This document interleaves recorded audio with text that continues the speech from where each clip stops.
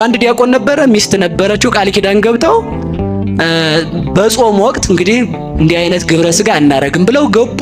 ከዛ ኖረው ሱባኤያቸውን ሳይጨርሱ ችግር እንፍጠር ሩካቤ እናርግ አላት። ተዋዋለችው። ወንድ ነው፣ ተጋፍቶ ደረሰ። ልጅ ወለደች። ተናዳ የዛሬው ልጅ የሰይጣን ልጅ ነው አለች። ስንናደድ ዝም ማለት መልመድ። እኔ ማለት ነው ከአንድ ሰው አንድ ትልቅ ነገር ተመሪያለሁ ሰሞኑን። ሲናደድ ስልክ የማያነሳ ሰው አየሁ። እናንተ ለምን የሚመጡትን ሰው ላለመሳደብ ማለት ነው። አሁን እኮ ብዙ ባል አለ ቤት ሲገባ የውጭውን ንደት ሚስቱ ላይ የሚወጣ ማለት ነው። ብዙ ሚስት አለች ቢሮ የዋለባትን እሱ ላይ የምትወጣ። ታክሲ ቀርቶባት ከሆነ ገብታ ምን እዚህ ተጎልተህ ትለዋለች ማለት። ዝም ማለት ጥሩ ነው ማለት ነው። ዝም ሲነድ ዝም እንደው በርን መዝጋት ማለት ነው አይደል? ዝግት አድርጎ ቁጭና ተመልከቱ።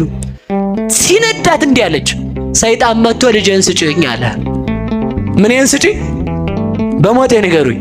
በአካል ላይ የመጣው መጥቶ ልጄን አምጪው አላት።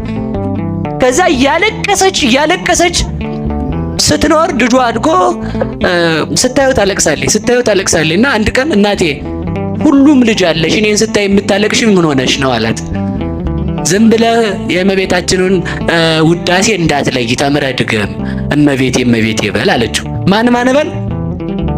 የማን ልጅ ነው?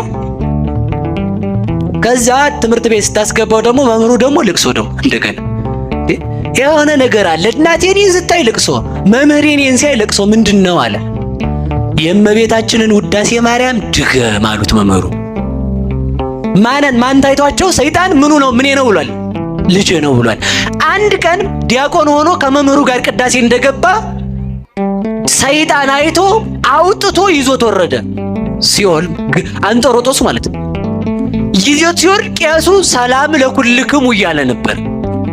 ባለበት ሆኖ እመቤቴ ብሎ ሲጣራ ምስለ መንፈስከ ለማለት ተሰጥኦ ለመቀበል ከቤተ መቅደስ አስመለሰችው። ለሁሉ የተመቸች ሰው ሰይጣን ወስዶ ፈልገው ቦታ ቢጥለው እንኳን ከሰይጣን እጅ አስወጥታ